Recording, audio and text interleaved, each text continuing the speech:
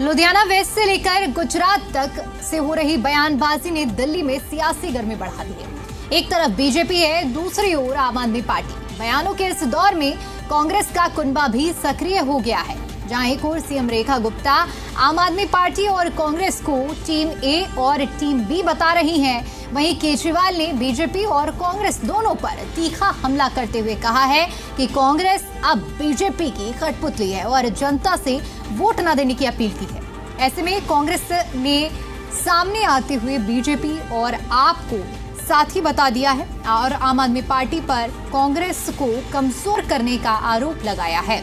ऐसे में बड़ा सवाल ये है कि जब सभी एक दूसरे पर आरोप लगा रहे हैं तो ऐसे में कौन किसका असल में सगा है और कौन किसकी ए टीम और बी टीम है, ये सवाल उठता है। झाड़ू वाले वो कांग्रेस वाले, वैसे तो दोनों ए और बी पार्टी हैं। चोर चोर वही है क्या? एक कांग्रेस वाला जो कोविड के समय में जब गरीब आदमी अपने बच्चे को 2 जून का निवाला देने के लिए भी तरस रहा था, मोदी जी ने राशन भिजवाया पूरे देश में, और ऐसे में अन्न घोटाला करके जेल गया हुआ व्यक्ति कांग्रेस ने अपना प्रत्याशी बनाया है। ऐसे को वोट दोगे क्या? कांग्रेस आज भाजपा की कठपुतली बन गई है, भाजपा के इशारे पे चल रही है, भाजपा की गोद में बैठी है कांग्रेस। जहां जहां पर कांग्रेस मजबूत थी वहां पर ये जाकर चुनाव लड़ते हैं, चाहे वो गुजरात हो चाहे राजस्थान हो। और इस बारे में कई बार चर्चा होने के पश्चात जब उनको सूट करता है उस समय वो चाहते हैं कि हमसे हाथ मिला लें, और जब उनको सूट नहीं करता वहाँ पर कहते हैं कि ये आम आदमी पार्टी जो है या कांग्रेस को बी टीम बताते हैं। मैं सवाल पूछना चाहता हूँ, आज कोर्ट से बाहर हैं वो, उनके खिलाफ ईडी के केसेस हैं, कैसे बाहर घूम रहे हैं, किसकी दया दृष्टि के ऊपर वो बाहर घूम रहे हैं, चुनाव प्रचार कर रहे हैं, तो भारतीय जनता पार्टी क्यों नहीं रोकती है? कहने का तात्पर्य सीधा है कि ये लोग वो हैं कि जो लगातार कांग्रेस को कमजोर करने में लगे हुए हैं और कहीं ना कहीं भारतीय जनता पार्टी के इशारे पर ये सब काम हो रहा है। और पंजाब से लेकर गुजरात तक हुई बयानबाजियों का असर अब देश की राजधानी दिल्ली में देखने को मिल रहा है। जी हां, पंजाब में और गुजरात में जिस तरह की बयानबाजी हुई है उसका सीधा सीधा असर अब देश की राजधानी दिल्ली में इस कदर पड़ रहा है कि सभी दल एक दूसरे को अपनी ए टीम और बी टीम बता रहे हैं। आपको बता दें कि मुख्यमंत्री रेखा गुप्ता की ओर से कांग्रेस और आम आदमी पार्टी को ए टीम बी टीम बताया गया। इधर आम आदमी पार्टी ने भी पलटवार किया और कांग्रेस और बीजेपी को ए टीम और बी टीम बता दिया। कांग्रेस ने भी सीधा सीधा पलटवार करते हुए कहा है कि जहां जहां कांग्रेस मजबूत होती है वहां वहां आम आदमी पार्टी चुनाव लड़ने के लिए आ जाती है। और ऐसे में सीधा सीधा निशाना उन्होंने साधते हुए कहा है कि ये तो साफ सिद्ध होता है कि अगर अरविंद केजरीवाल बाहर है तो किसके संरक्षण की वजह से बाहर है।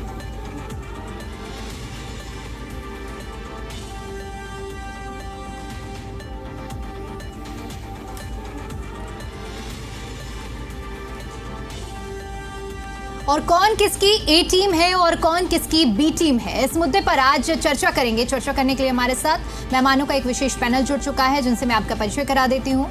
शुभेंदु शेखर अवस्थी जी हमारे साथ जुड़ चुके हैं, प्रवक्ता हैं भारतीय जनता पार्टी से, और वैभव श्रीवास्तव जी हमारे साथ जुड़ चुके हैं, प्रवक्ता हैं आम आदमी पार्टी से।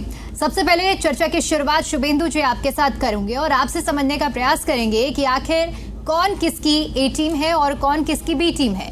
मुख्यमंत्री रेखा गुप्ता की ओर से तो कह दिया गया, लेकिन पलटवार विपक्ष की तरफ से भी सामने आया और अब ये समझना मुश्किल हो जा रहा है कि आखिर कौन सा सियासी दल किसके समर्थन में है और किसके विरोध में। देखिए, सबसे पहले तो मैं ये कहूंगा कि कुछ समय पहले दिल्ली में एक चुनाव हुआ, लोकसभा का चुनाव, तब दोनों पार्टियों ने मिलकर चुनाव लड़ा। एक ने 3 सीटों पर चुनाव लड़ा और एक ने 4 सीटों पर चुनाव लड़ा। वो आपस में गठबंधन था और उस चुनाव में दोनों एक दूसरे के गले में हाथ डालकर एक दूसरे के लिए वोट मांग रहे थे। केजरीवाल जी कांग्रेस के लिए वोट मांग रहे थे और कांग्रेस वाले केजरीवाल जी के लिए वोट मांग रहे थे।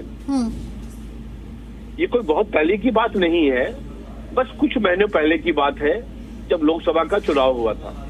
साल भर भी पूरा हुआ नहीं है अभी। दूसरी बात, तो ये खुद ही सोच लें कि ये कौन से भाई हैं, चचेरे भाई हैं या मौसेरे भाई हैं। फिर इसके बाद दूसरी बात कहूंगा मैं, ये सब लोग इंडिया गठबंधन के एज वो है सदस्य हैं। इंडिया गठबंधन बेसिकली जिसमें अरविंद केजरीवाल जी भी हैं, कांग्रेस भी है, कहीं कोई छोटा भाई है तो कहीं कोई बड़ा भाई है।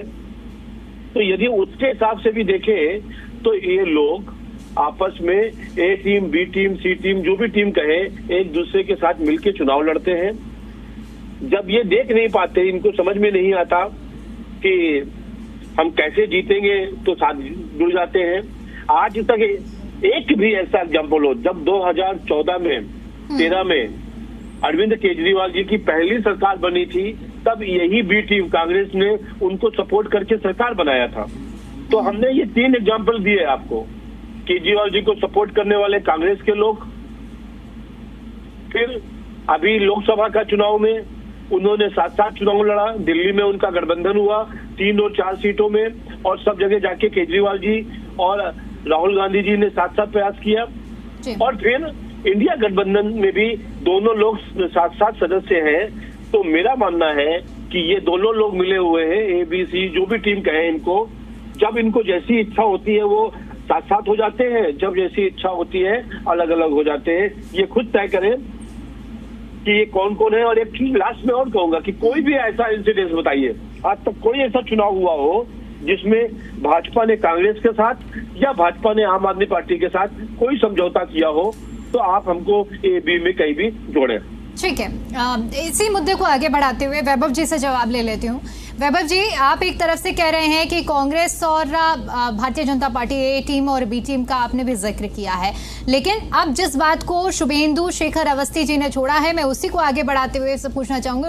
उनका सवाल ये है कि आप एक वाकया बता दीजिए जब आम आदमी पार्टी या फिर कांग्रेस के साथ समर्थन किया हो। अगर समर्थन किया होगा कांग्रेस के साथ, तभी तो आप ए टीम और बी टीम का जिक्र करेंगे ना। दीपिका जी, आपको नमस्कार। शुभेंदु भाई को नमस्कार, और जो भी दर्शक हैं प्रोग्राम देख रहे हैं उनको मेरा नमस्कार। दीपिका जी, ये अभी शुभेंदु भाई कांग्रेस और भारतीय और आम आदमी पार्टी के गठबंधन पे बहुत अच्छी बातें कर रहे थे। 1 साल पहले की याद दिला रहे थे, कुछ साल पहले और चले गए होते तो उनको पता चल जाता कश्मीर वाली जो बुआ है उनके साथ गठबंधन किसने किया था, जो आतंकवादियों को शहीद बताती थी। तो किस परिस्थिति में कैसे गठबंधन होता है, इस पे सब जानते हैं कि इंडिया गठबंधन क्यों बना था। हमें एक लार्जर चॉइस थी, जहां बात आई थी तो वहां पे सामान सोच रखने वाले लोग साथ में आए थे, इसलिए इंडिया गठबंधन केवल लोकसभा चुनाव के लिए बटा था। हम 10 बार बोल चुके हैं। लेकिन गठबंधन तो किया ना वैभव जी, साथ तो आए ना आप लोग, चुनाव तो साथ लड़ा ना, तो इसका मतलब आपस में ए टीम और बी टीम वाला जो आरोप लग रहा है। हाँ दीपिका जी, इस तरह तो भारतीय जनता पार्टी ने पीडीपी के साथ सरकार चलाई है, उनके साथ मिलके, तो ए टीम बी टीम वो डिसाइड करें, फिर ऐसे नहीं होता। तो मैं फिर से कह रहा हूँ, हमने जो बात कही थी उसके कुछ निर्णायक रीजंस हैं जिसकी वजह से हमने कांग्रेस को ए टीम बताया भारतीय जनता पार्टी की। सबसे पहले अभी हमने आपको प्रेस कॉन्फ्रेंस करके कुछ दिनों पहले बताया था किस तरह दिल्ली में कांग्रेस पार्टी, जिसको कांग्रेस पार्टी खुद नहीं अब सीरियस कंटेंडर मान रही थी, क्योंकि सबके सर्वेस क्या थे सब जानते हैं, आपके सर्वेस, बाकी चैनल के सर्वेस क्या थे सब पता है, खाल था। ऐसी परिस्थिति में कांग्रेस को 44 करोड़ रुपए नकद चंदा मिले, जिसमें भारत और आम आदमी पार्टी जो रूलिंग पार्टी है, जो सरकार चला रही है, उसको कैश चंदा 2000 रुपए मिला, बाकी ऑनलाइन मिला। और कांग्रेस पार्टी को 44 करोड़ केवल और केवल नकद चंदा मिल गया, और टोटल जो चंदा है वो 4 गुना ज्यादा। मतलब ये तो कुदरत का करिश्मा है कि कांग्रेस पार्टी को इस तरह से चंदा मिल रहा है। दूसरी चीज, आप देख रही हैं आम आदमी पार्टी के सभी शीर्ष नेतृत्व, अरविंद केजरीवाल, मनीष सिसोदिया, सत्येंद्र जैन, संजय सिंह, सब लोग जेल गए मनी लॉन्ड्रिंग केस में, कभी कुछ किसी तरह इधर उधर लगा के। नेशनल हेराल्ड केस, और ये जो राष्ट्रीय दामाद बना के ये लोग घूम रहे थे रॉबर्ट वाड्रा को, जिनके ऊपर 50 तरह के केसेस वो इन्होंने कांग्रेसियों ने लगाए थे, कांग्रेस के ऊपर लगाए पार्टी वालों ने। एक गिरफ्तारी नहीं, मतलब आज तक हद हो गई है। नोट मतलब इतना बड़ा बड़ा केस, इतने बड़े बड़े करप्शन के केस और एक गिरफ्तारी नहीं, और बिना पूरी आम आदमी पार्टी की लीडरशिप जेल में बिना किसी कारण के। तो इसलिए मैं कह रहा हूं दीपिका जी कि ये कोई स्वाभाविक नहीं है। ये इसलिए है क्योंकि अब आप ये देखिए ऑपरेशन सिंदूर में आम भारतीय जनता पार्टी कितनी बैकफुट पे थी, पूरा देश प्रश्न चिन्ह उठा रहा था। लेकिन इसी बीच कांग्रेस के नेताओं के उल जलूल बयान, फिर राहुल गांधी के बयान, कितने मार के जट मार गिराए, कितने, ये लूज बॉल किसने दी? ये दी कांग्रेस ने, ताकि Bharatiya Janata party front foot पे फिर से आ गई। तो आम आदमी पार्टी जानती है कि भारतीय जनता पार्टी और कांग्रेस की जो सहूलियत वाली राजनीति है ऐसे ही नहीं चल रही है। वो इनके नेताओं को जेल में डालने से रोकते हैं, ये इनको इस तरह के स्टेटमेंट देते हैं। तो यही आरोप तो कांग्रेस भी आप पर लगा रही है। मैं लौटूंगी। आदेश भारद्वाज जी भी हमारे साथ जुड़ चुके हैं, प्रवक्ता हैं कांग्रेस पार्टी से। बहुत स्वागत है आदेश जी आपका भी। किस तरह से जवाब देंगे? बीजेपी को भी आपने सुना और आम आदमी पार्टी को भी आपने सुना। समस्या ये है कि अब हर कोई अगर एक दूसरे को ए टीम और बी टीम बताएगा तो असल मायने में तो ये समझ में ही नहीं आएगा कि राजनीति में जनता के हित के लिए कौन किसके समर्थन में है और कौन किसके विरोध में है।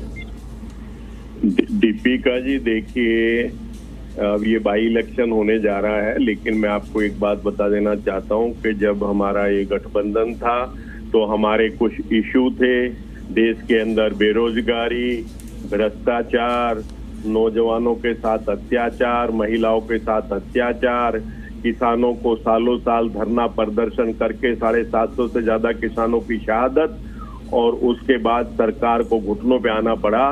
तो इन तमाम इशू को लेके पहले मोदी जी ने लगभग 38 पार्टियों का गठबंधन बना रखा था, लेकिन 38 पार्टियों में कितनी बड़ी बड़ी पार्टियां थी वो सबके सामने है।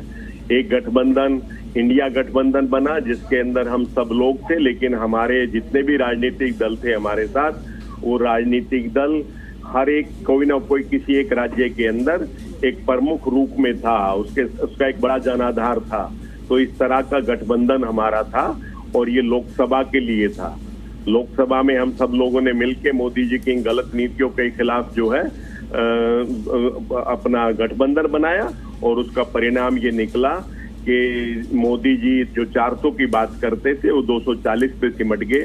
और सच्चाई ये है कि कई एजेंसियों का ये मानना है कि उस 240 पहुंचने के लिए भी बहुत सारे उल्टे सीधे तरीके अपनाने के बाद कहीं ना कहीं वो 240 पे पहुंचे। अगर ये पूरी तरह से फेयर चुनाव होता तो कहीं ना कहीं इंडिया गठबंधन की सरकार होती और देश को एक सकारात्मक रास्ते पे ले जाने का काम मिलता। लेकिन जो भी कोई परिस्थिति रही, वो राज्य के चुनाव अपनी जगह पे है और लोकसभा का चुनाव अपनी जगह पे है। तो उस वक्त ये तय था।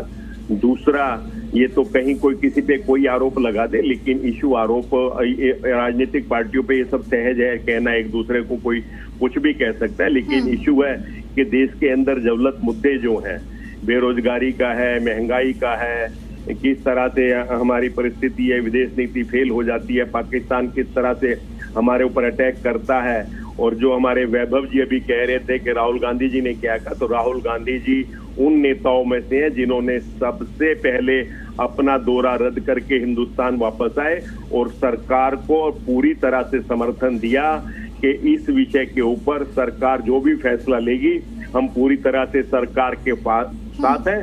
लेकिन लगभग 18-19 दिन के बाद जब सरकार ने 10 मार्च को ये सीज फायर किया, तो उस सीज फायर के बाद कुछ सवाल थे कि किन शर्तों पे सीज फायर हुआ, उन 4 आतंकवादियों का क्या हुआ, पाकिस्तान से कैसा बदला लिया, और ट्रंप के बारी बारी कह देने के बावजूद कि क्या हमारा शिमला समझौता लागू या नहीं है। ये तमाम ऐसे बड़े मुद्दे थे जो सरकार से पूछने बनते थे। ये देश के प्रति सरकार की जवाबदेही है, जिसमें 200 से ज्यादा सांसदों ने लिख के दिया कि पार्लियामेंट का सेशन बुलाया जाए, लेकिन इस गूंगी और बहरी सरकार ने सबकी अवहेलना की और उल्टा आज तक जब भी ये सेशन बुलाया जाता था, अब से पहले जब सेशन पार्लियामेंट के सेशन की डेट क्लियर होती थी तो लगभग 15 से 20 दिनों के बीच में होती थी। पहली बारी इस सरकार ने 47 डेज। चलिए ठीक है आदेश भारद्वाज जी, चूंकि हर कोई अब यही कहेगा, अपनी अपनी सुविधा अनुसार बयानबाजियां होंगी, लेकिन समझना ये मुश्किल है कि कौन किसकी ए टीम बन रहा है और कौन किसकी बी टीम बन रहा है। समय का अभाव है, इसलिए चर्चा को यहीं समाप्त करूंगी। बहुत शुक्रिया आप सभी का हमारे साथ जुड़ने के लिए इस चर्चा में और अपना कीमती समय हमें देने के लिए।